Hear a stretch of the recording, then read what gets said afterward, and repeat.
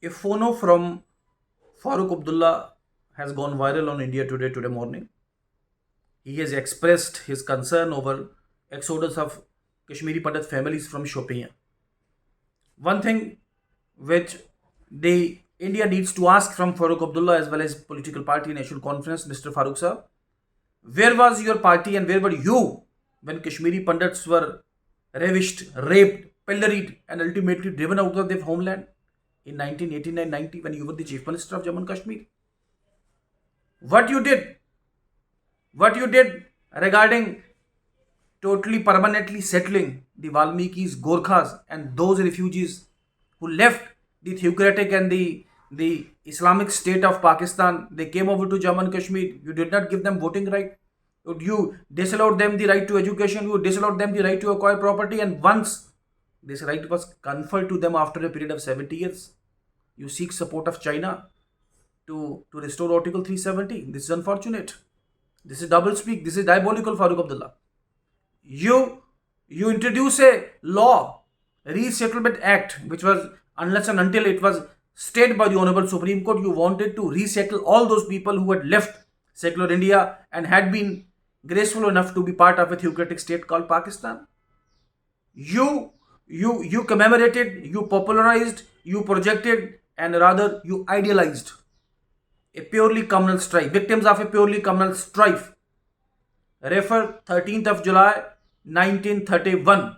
You commemorated it as Martyrs' Day. But 26th of October 1947, when Jammu and Kashmir became part of India, when Maharaja ceded Jammu and Kashmir to India, you did not pay any attention. You did not bother to celebrate it.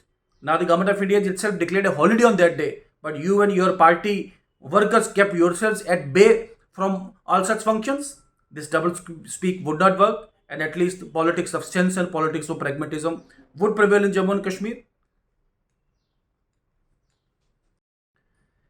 India today में सुबह सुबह फारूक अब्दुल्ला का एक फोनो सुनने को मिला है कश्मीरी पंडित समाज के अभी अभी हुए शोपियां से पलायन को लेके और एक हिंदू वहीन कश्मीर की आशंकाओं को लेके चिंता जताई गई है। लेकिन फारूक अब्दुल्ला और उनकी जमात नेशन कॉन्फ्रेंस से सवाल पूछना चाहेंगे, बल्कि भारत का हर एक नागरिक व जनमानस उनसे पूछना चाहता है कि फारूक अब्दुल्ला साहब 99-90 में एक विश्व की, जिसे कहते हैं, एक एक्सोडस, एक त्रासदी जिसमें मार के, ज्यादती, जिल्लत करके, रेप, हत्या जैसी घटना को करके कश्मीरी पंडितों को अपने घर से बेघर किया गया। आप कहां थे? आपकी जमात कहां थी?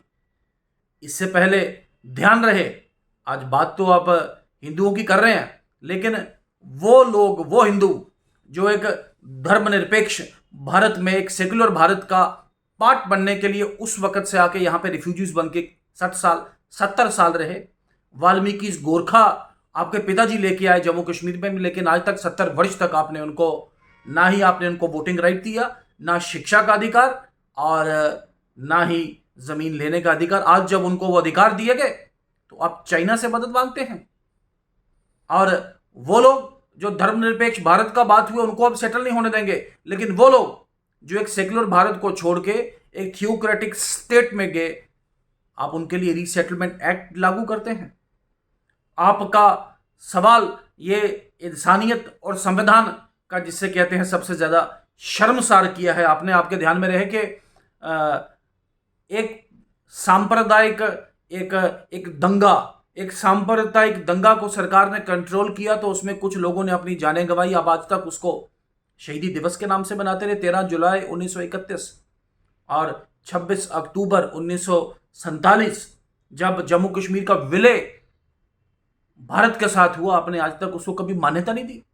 अब तो भारत सरकार ने आधिकारिक और औपचारिक छुट्टी भी उस दिन घोषित कर दी, लेकिन आप उस विलय दिवस को, जहां पूरे जम्मू कश्मीर का जनमानस मना रहा, लेकिन आप और आपकी पार्टी आज भी उस विलय दिवस से अपना पल्ला दूर रखे हुए हैं। ये दोगली और जिसे कहते हैं दो मुंह वाली राजनीति अब जम्मू कश्मीर में नहीं चलेगी, ये ध्यान रहे।